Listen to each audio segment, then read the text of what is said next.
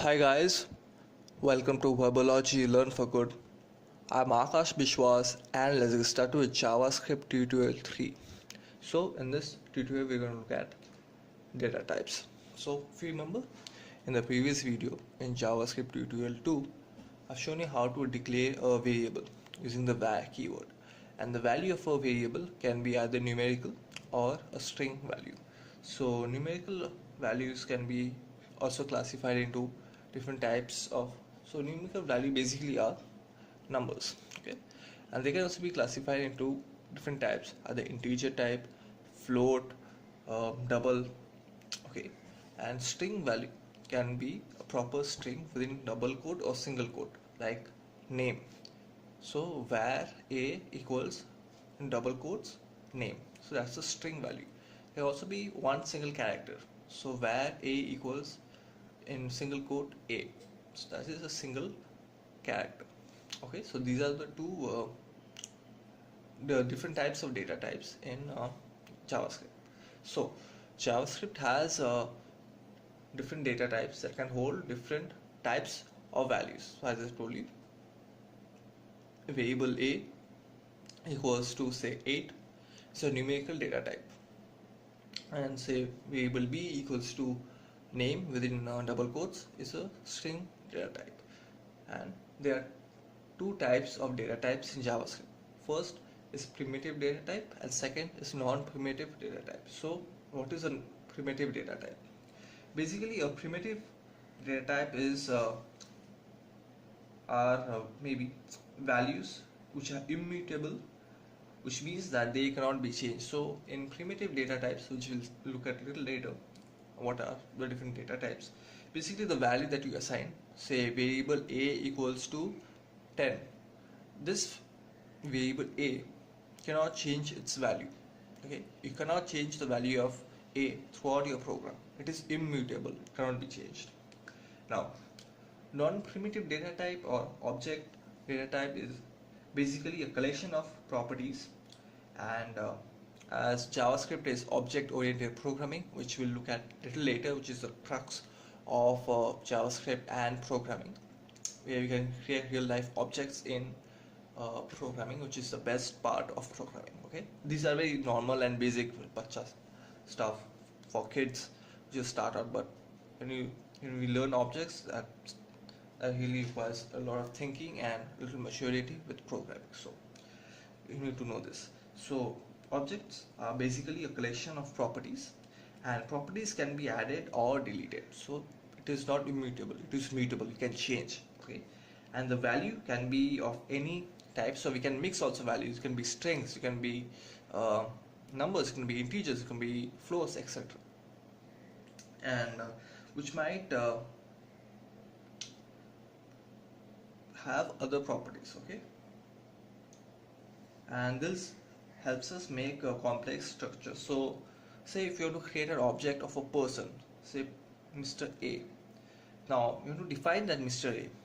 Okay, what I say his hobbies, what is his work occupation, what is his qualification, what is his relationship status, how many social networking account he has, what's his age, etc. So these are the properties of the object of Mr. A. Okay, in basic terms, we'll look at it later. Okay, so let's, and also this is also very important, JavaScript is a dynamic type language, which means that you don't need to specify the type of the variable because it is dynamically used by JavaScript engine. I mean, what does this mean, this piece of text? What this means that you don't need to declare the type of variable. So say if you have done C or C++ or Java, you need to declare the type of variable. Okay, say in C, if you have some amount of experience working with C, or if you don't have, I'm just going to tell you. So when you need to declare a variable and assign a value, you need to put it in this way: int a equals 10.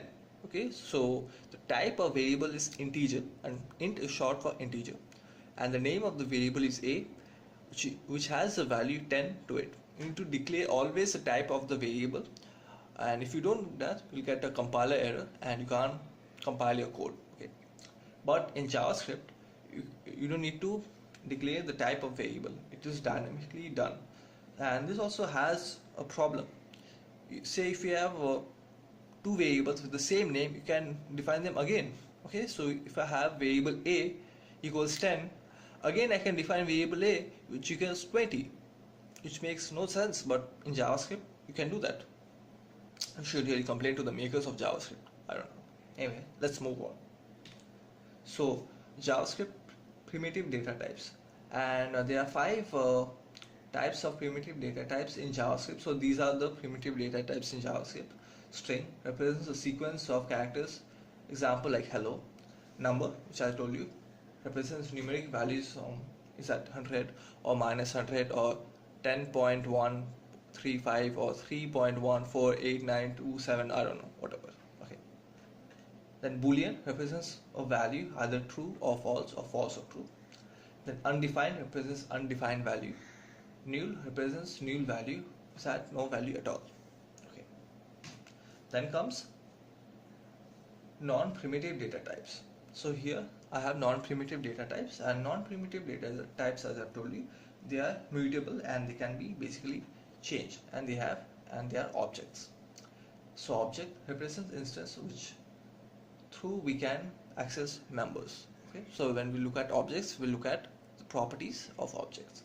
An array represents a group of similar values. So array also we'll look at in later tutorials. This is also very important, and this is called regular expression or RegExp. Represents regular expression. Okay. So now we'll look at another important aspect in programming, which is conditions. So basically conditions allows you to make decisions. Okay, and this is very important aspect in programming. In the previous two tutorials I've shown you, me as a programmer, I have defined the program. Okay, I didn't let you make a decision. So what I did was a very structured programming. I declared a variable and printed them. I declared two variables, did addition, and I printed the value. Okay, so I followed the procedure, a step-by-step program. But what condition does, so in JavaScript we have the following conditional statements. So what condition does is that it allows you to make decisions based on certain Boolean value. What is a Boolean value? So a Boolean value is a value which can be either true or false. So there are different types of conditional statements that you can use in your program. So if statement to specify a block of code to be executed if a specified condition is true. So you can use an if statement, okay, to specify a block of code to be executed if a condition is true. You can use else statement to specify a block of code to be executed if the same condition is false.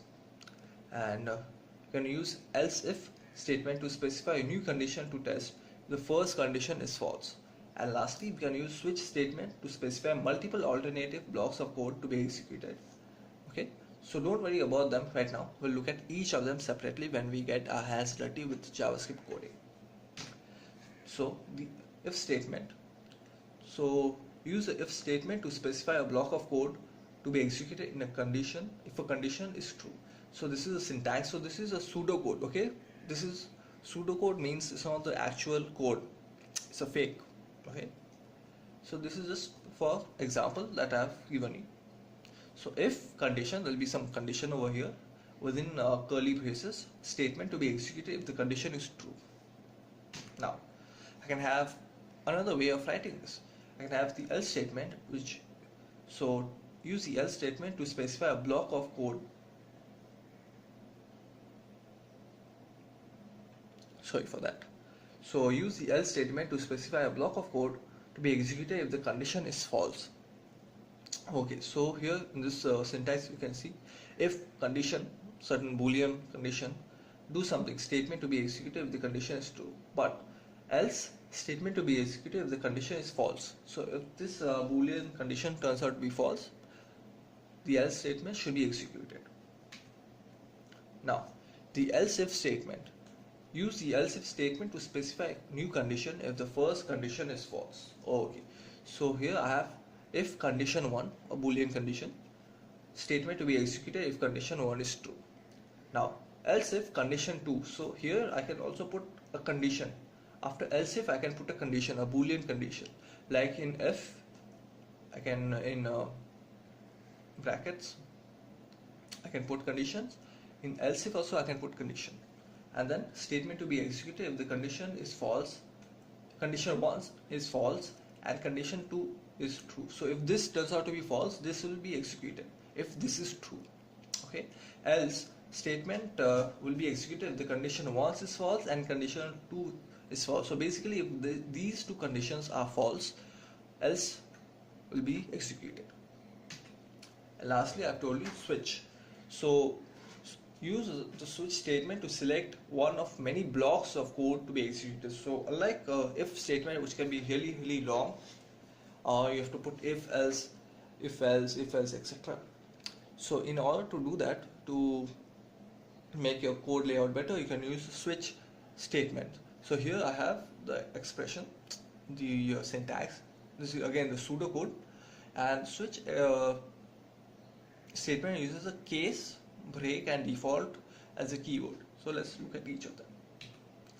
So the break keyword, when JavaScript reaches the break keyword, as you have seen over here, after the case, so you'll have here switch, and within these brackets expression, you have a Boolean condition, okay, and then you have a case. So first case, and then a statement, and then break.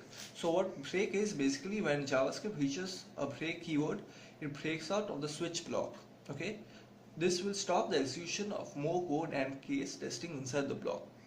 Okay, and then you have also the default value. If you can see over here, the default value, or the default value is used for, the default value keyword specifies a statement to be run if there is no case match. So if all your case fails, okay, if none of the cases match the expression, the Boolean expression, the default statement will be executed. Okay. Okay guys, so here I have Notepad open, and it's now time to get started with coding in JavaScript. So as I told you, conditions allow you to make decisions, and we're going to see how we do that. Okay, we're going to look at the if statement first. So I declare a variable a with the value 10 in it. Now say if a equals to value 10, then within the curly braces, actually Notepad is not the best editor for HTML, because you can't really align it properly. To use IDE, which stands for Integrated Development Environment, like Active Komodo or Komodo Edit. That's a good free tool, or Notepad++, etc. So you can really align properly, but just for tutorial purposes and showing you for basic construct, I'm using Notepad. So don't just judge me if my layout is quite bad. Okay, it's Notepad, so it works. Okay, so I'm saying if a equals to, so this is an equal operator, remember that, and this is assignment operator. Okay, so there's a difference. Single equal is assignment operator, and double equal is equality operator. Checks if a equals to 10. Okay, so if a equals to 10, then I'll do document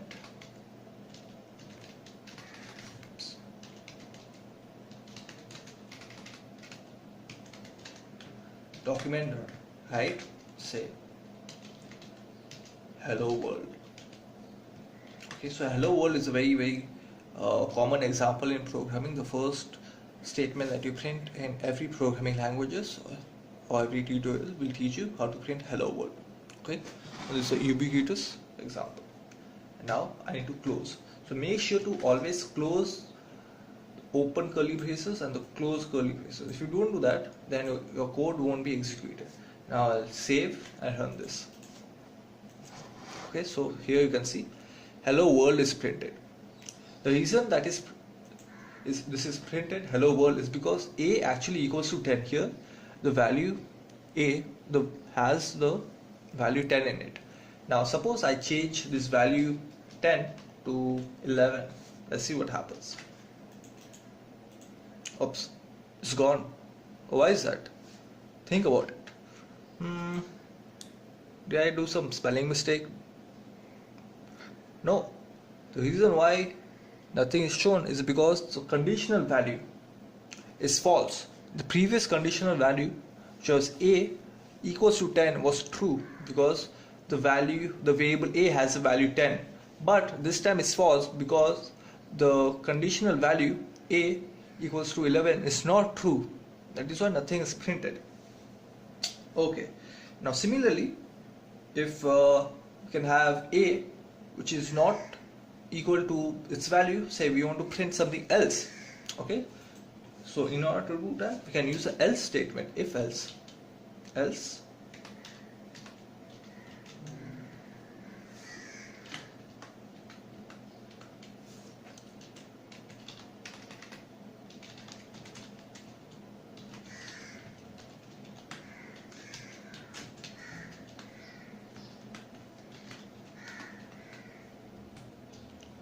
will print something else. So if this is not true, this condition is not true, print something else. So I've saved this and now I'll run it. Okay, saying go away, not you, stay right on. We have still a long way to go. But the reason why showing go away is because this condition turns out to be false and this statement is not printed. But in place of this statement, something else is being printed, which is document, right? Go away. It's because this condition is false. Now, you can also have, as I told you, if statement, else statement. You can have if else. So if else, we can define a condition. Unlike else, we can define a condition over here. But in if else, else if, my mistake. Everyone made mistakes here. Okay, so don't judge me. And in else if, we can have a condition. Okay, so let's go ahead and do that. Just delete this to make the code layout better. So I can put else. So here I define another variable b equals to 20. Okay, and else if b equals 20,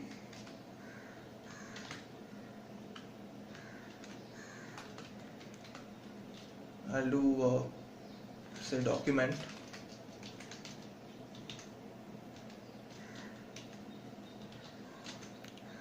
right, say have a nice day.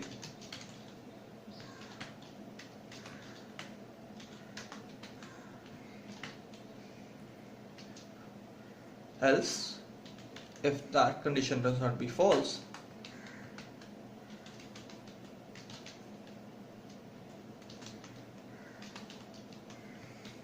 say go away.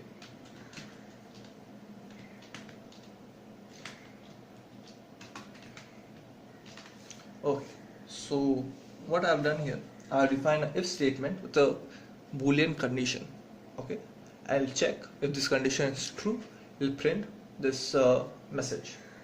Else is going to come and check over here this else if statement and we're going to check this Boolean condition. If this is true, it's going to print out this. Okay, have a nice day.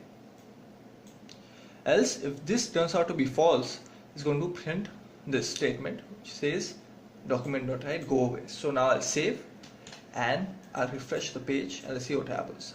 It's saying have a nice day. And why is that? Because b equals to 20. And here, as you can see, I've assigned the variable b with the value 20, and that is why it's showing have a nice day, because this equals to this this condition is true. That is why it's showing this message. Similarly, if I change this over here and bring back the original value, which is 10, and I'll save, show hello world. Now the reason it's showing hello world is because this condition is true, and that's why it's printing this statement. If this wasn't true, it will print this, and if these two were not true, you're going to print this. So I'll show you that. Say I'm going to put both the values to 0. Now I'll save and let's see what happens. Showing go away. Okay. The reason why showing go away is because both these conditions, both these Boolean conditions, Boolean say values are false. Okay, so you can understand why A is not the same value as 10, it's not equaling to 10, that's why it's not printing this. Similarly, B is not equaling to 20, it's not printing this. So what is printing is else document not right, go away. Okay, so now this can be really tedious. I mean, to make a long program with many if else statement can be long. So programmers, what they do is simplify life, and that is why programming is such amazing, gives you capabilities to really simplify your life. I mean, fuck, just look around you, man. You're just surrounded with programming and code. The digital age revolution is because of programming. Okay, and what programming has done, it has eased your life. So the last thing that we're going to look at is case. So case, what basically does, switch statement which uses the case allows you to make multiple choice decisions. Okay, and it is similar to if statement, just that it allows you to make multiple choice decisions. So similarly, I'll have variable say a which equals to 100. Okay, now I'm going to put switch to say a. So this is the variable I want to check the value. Okay,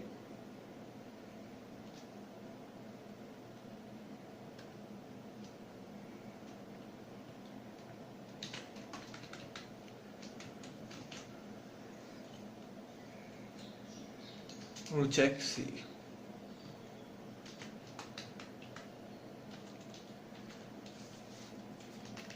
Or I can indent a little more.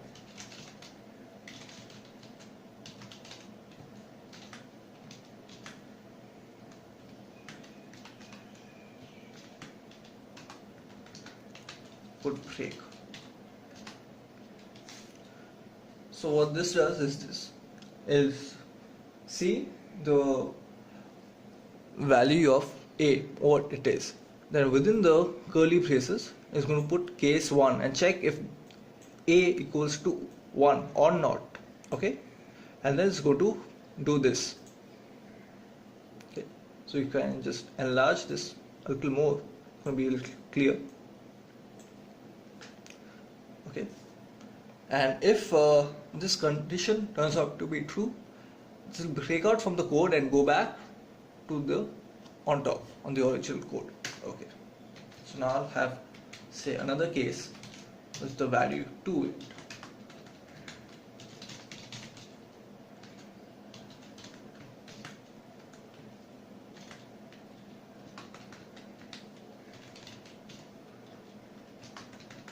I have another case, the actual value.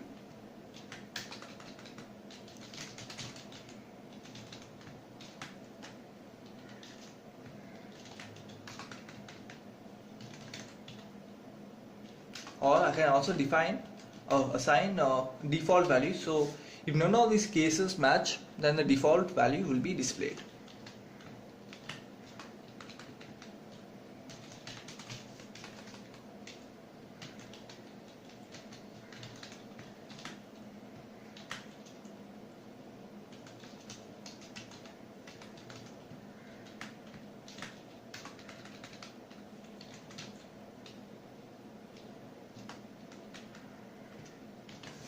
And I'll save, I'll see what happens. Okay, it's printing 100. And why is 100? Okay, why 100? It's because variable a is assigned a value of 100. Now this is the condition which I'm putting the name of the variable, and this is going to check each case and its value. So case has a value 1, okay, which is untrue. Okay, so it won't do this. It won't do this statement. Then case 2 has a value of 2. Again, it won't do this because case 2 is untrue, is false, but the third case has a value of 100 which is true. Okay, so that's why it will do this. I think this is a very wrong example. 100 cases I can write, so if I just change it to 3 and even put 3 over here, you can see that it will be same. Okay, 100, and again I can change this value to 100 or to 3 sorry, yeah. So basically that's the idea. Okay, so we're going to check the value within the case of each, the value within the switch statement, sorry, and we'll check the value of each case. Now suppose none of these case matches. Suppose I'm just going to put 4. Okay, let's see what happens. It's going to say goodbye. And why is that? Because none of these cases, the value of the cases are matching the switch a condition. Okay, variable a has a value of 3, but the cases have, none of the cases have that value, so it is false. So that's why it's going to do the default statement which is saying goodbye, and it's going to break out from that statement and go back on top. And yeah, that's it. You can have also string values, like over here, say instead of number I can have a string within double quote, like the one I have over here. So that's it for this video tutorial. Hope you guys have liked watching this video, and if you have liked, make sure to hit that thumbs up button, and do again like, comment if you have any suggestions, queries, questions, etc. I'm going to answer back. Do share this video, and as usual subscribe, hit that bell button so that when I upload my next video you'll get a notification and you can watch that. And